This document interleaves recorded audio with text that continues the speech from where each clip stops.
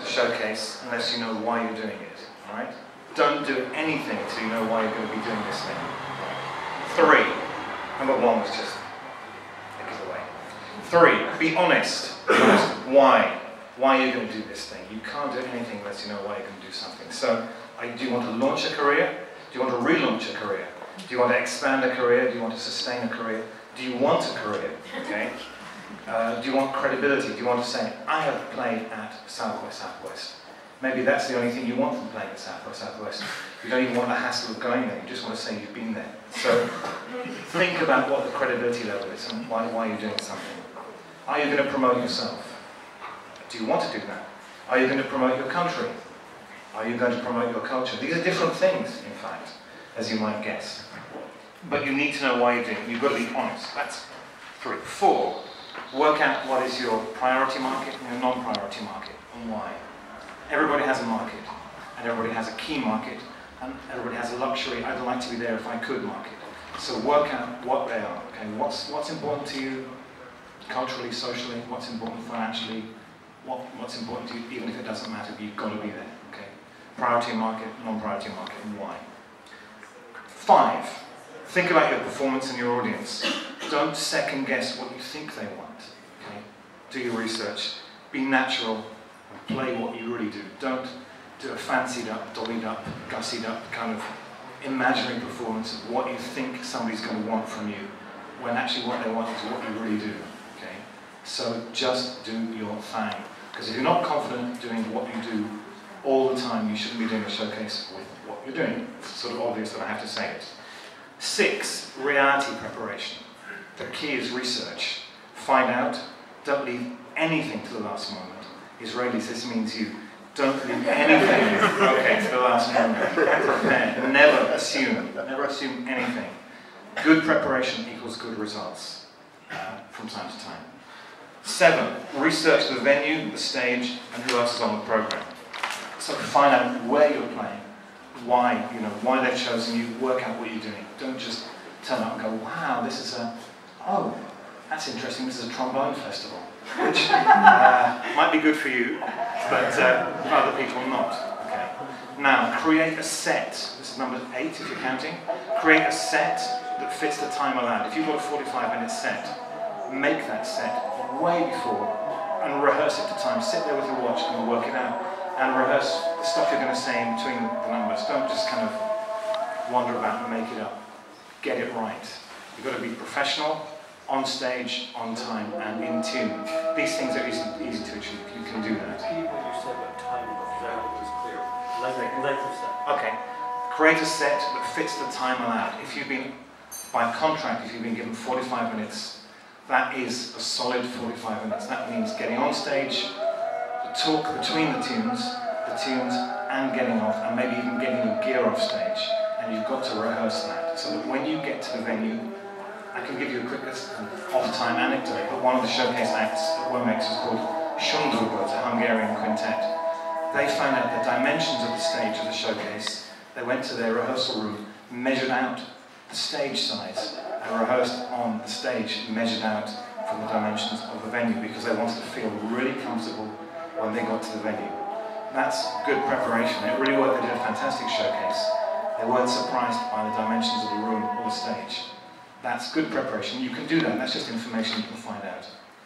Number 9, this will be one of the keys, I think, which is be bookable, right?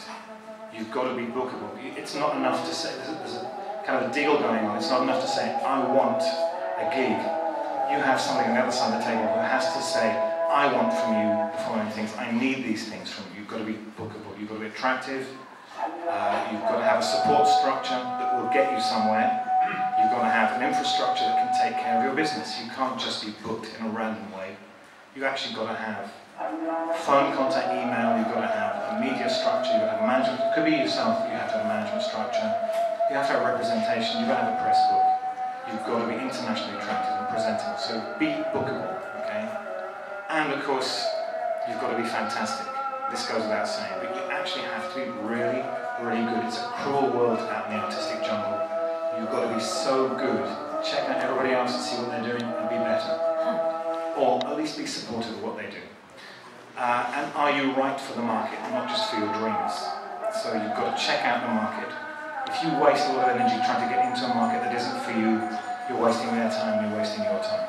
That's all number 9, be bookable. Number 10, practical. Can you bring a sound person?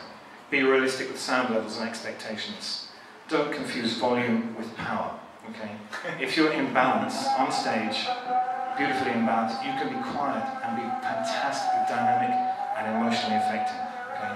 Don't turn everything up to 10 and blow the sound system because you're afraid that your art won't work. If your art won't work, the volume won't make it better, okay? So don't confuse volume with power, number 10. And be respectful of the technical crew. They have many showcases to deal with. It's not just you, so be respectful. 11. Are you with me so far? Yeah. Okay, bear with me, please. 11. Be focused. I'll repeat that. Be focused. I'll repeat that. Be focused. Communicate, but don't overdo it. If you're not confident in English language, prepare. Okay? But don't make a lecture. Just be natural. Do what you do. Be prepared. People like to know about you. Say a few things. It's a natural thing. 12. Okay? Have your people around to motivate and follow up. If you don't have any your people, then be your people. So you can't rely on other people doing stuff for you. If you haven't got them, get out there, be present, up at a showcase before, around, afterwards, be sociable, friendly, communicative. You know, the way you are after a show is as much your image and your art as the way you are on stage. Very, very important. So be your people if you don't have your people. 13, stand by. Understand the special nature of showcases and showcase professional audiences. Showcases are very weird. They're not gigs, but they are performances. People walk out, right? But it's not about your performance. They go to a showcase to see 10 minutes of what you do at a showcase event, and then they walk out. The fact that they came to see 10 minutes of your showcase is a major success for you. If they didn't want to see you, they wouldn't come, right? They go after 10 minutes because they've got other showcases to see. So, how many stages are you running? at WOMEX, we try not to run too many simultaneously. I guess we have. You could 3 or 4 you could get. I mean, we 5 not simultaneously. You could probably do. There's one guy called Nick Hobbs who's based in Istanbul who somehow sees every single showcase that WOMEX does. He's got multiple personalities. So what? Multiple personalities. Yeah. I think he's shoes. Great shoes, and he's a driven person. You see him at the end of WOMEX, and he looks like he hasn't eaten for 5 days. His eyes are bigger than his head. It's fantastic. So you can do it, but and you get this where you get a drift halfway through a showcase where the audience walk out. They love you. Don't worry. Okay. So understand what a showcase is about. Okay. And I'm going to hit number 40. I'm going to just talk about proposals and stuff because a lot of showcases are accessed by proposal. You have to make a proposal, and a jury or program director will make a choice. So you've got to get your proposal right. 15. So sorry, is this taking time? Is it okay? Is it bearable? Okay. All right. Okay. 15. Propose clearly and read the instructions. Okay. Propose what you perform and perform what you propose. Don't offer one thing and then turn up with something else. This is kind of obvious, but you've got to do it. You've made a kind of a contract that you will do something. Do that thing. Don't disappoint the jury, and don't be over-ambitious and fuck up, if you'll excuse the language. Many showcase events use a sonic bids style, an online submission process. You can't do it as a human-to-human anymore. You use an online submission process. Sonic bids is one of the better known ones which we've been using. Most expect an upload style process. You have to upload a lot of data. Do you have the materials ready for that upload? Don't just go there thinking you might need something. Find out what you need. Do you have the right formats? Because some formats are not compatible. Do you have an EPK, electronic press kit, these two called, excuse me? Okay, the materials are likely to be for these uploads, and you're going to need this material anyway. Biography, let's say 100 words, do the instrumentation, discography, no fantasy, please. 3 to 5 songs in MP3 format, just to give an idea of what you do. Photos, complete stage plan, full technical writer. Technical writer says what you need to perform, okay? Including backline, amplifiers, drum kit, piano perhaps. Some selected press reviews or other text information, and all of your relevant online content links in YouTube, Facebook. 17, if there is a jury, please think about them. Okay? Be sweet, be nice. They all have short attention spans. They've got homes to go to, they've got families and pets. Give them your best tools, right? Don't make it hard for them to do their work. Give them clear information. Give them the best approved links that you've got. Don't say, yeah, we're on YouTube, man, you can look us up. Because you will definitely get that bad birthday party where you played in somebody's front room and somebody put it on the camera and uploaded it, and it sounds like death, and you'll never work again.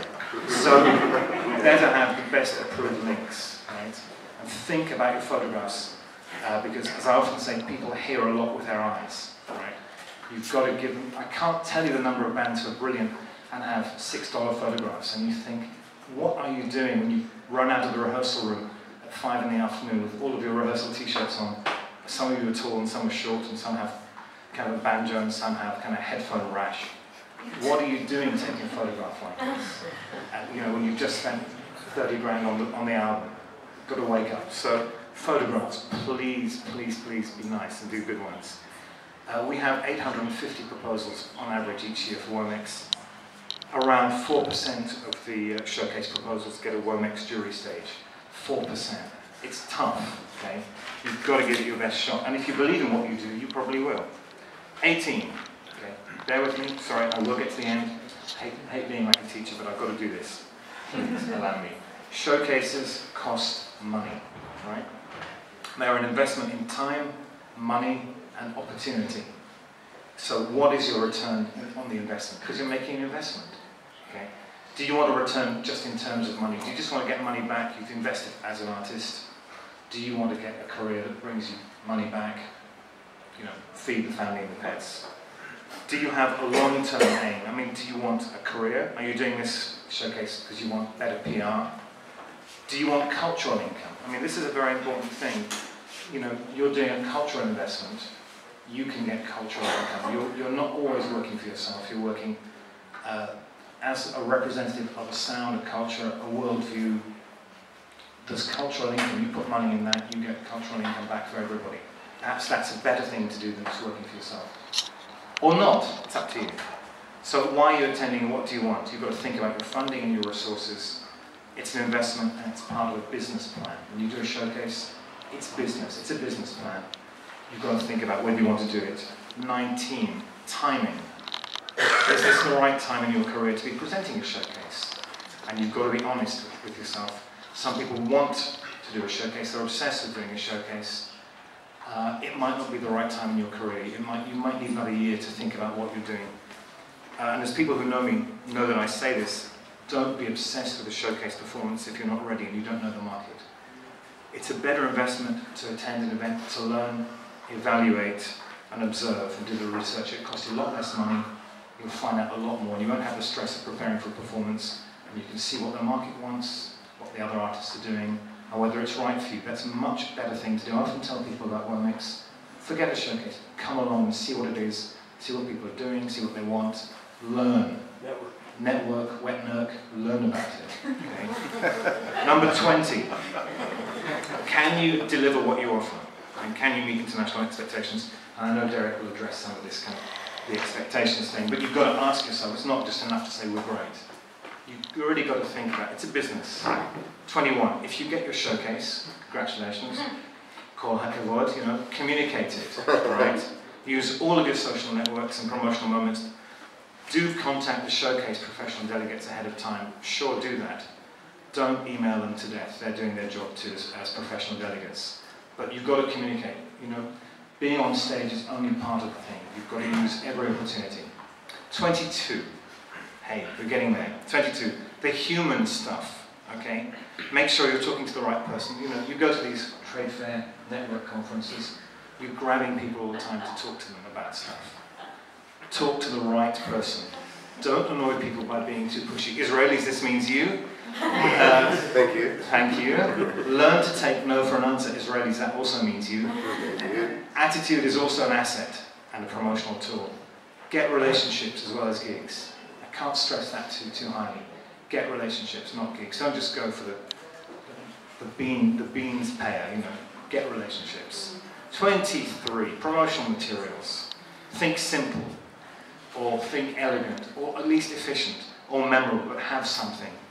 Some CDs are fine, simple flyers are good, not big books, not essays, not your life story, not a photo spread. Some photos, the great ones. Business cards, still in this digital world, the analog cardboard made out of sad old trees, still a great thing to have. Lots of business cards, lots please. And make notes on the business cards. When you receive a card, write on the back what you did in the meeting, because you will forget. I guarantee you'll forget. When you get home, you go, nice name, no idea. So, write a little note on the back of the card. Check all the contact details, all your links on your cards, on your media stuff. Make sure that they're current and correct. I can't tell you, I've done this. Wrong business card, wrong address, wrong phone number. You've got to check. It's like being a copy editor to your life all the time. You've got to check. Every card you give, you get. Every card you give, you get. That's cosmic. And yet true. Yeah. I think what Derek is saying is there is only one business card. 24. You've got to have a portfolio. You can actually carry a portfolio with you. It can be analog, it can be photo album style, it can be a computer, a laptop. If you're going to make people listen to stuff on headphones with a laptop, you can do that. Make it efficient and clear and brief, and don't talk through it. If your promotional material can't promote you as promotional material, it's not promotional material. Okay? Don't talk through it. Not everyone wants to take something away with him or her or them. So don't force material. Some people don't want the stuff. By the way, it says, 25, take time to see the other showcase performances. It's not all about you. Right? You've got to hear the latest talent. You want to learn the marketplace. You want to be moved and you really want to be inspired. It's music. It's not just business. If your heart isn't moved, it's not going to work. You know, get a bit of inspiration and see what other people are doing. They're your friends. They're not your rivals. They're also your colleagues and you're part of an artistic community. So don't just say, it's me, me, me. It's us, us, us, okay? 26, thank you for staying with me. Bear in mind that some professionals don't check their showcase bag until a long time after the event. This bag may be very full. What's a showcase bag? A showcase bag is the bag that you get. When you go to a showcase, you'll have a shoulder bag, or they'll give you a free bag, or you'll bring your rucksack.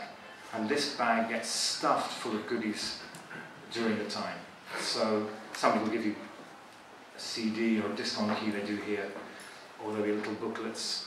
And as the event gets older and older, the delegates get weighted down more and more, and eventually they get home with a huge sack full of promotional material. That is your showcase bag.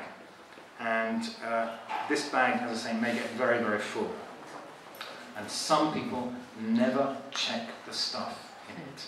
You'll never hear from them again, okay? That's life. Do an email follow-up. If you make any meetings, any sessions, say thank you. The interesting ones are the unsuccessful contacts, because you've got to get in touch with those people as well. You can't just rely on success, you've got to maintain the relationship. Did you get any direct results? Is there any potential result? Were there any problems? Is there room for improvement? And number 28, the last one, just to say, we are all in the business of management of expectations, right? Everybody has expectations of what they can get, what they imagine. We're all in that business, and if you can manage your expectations and the expectations of the people with whom you're dealing, you'll probably be in a very, very good professional place. And I say thank you very much for listening to me.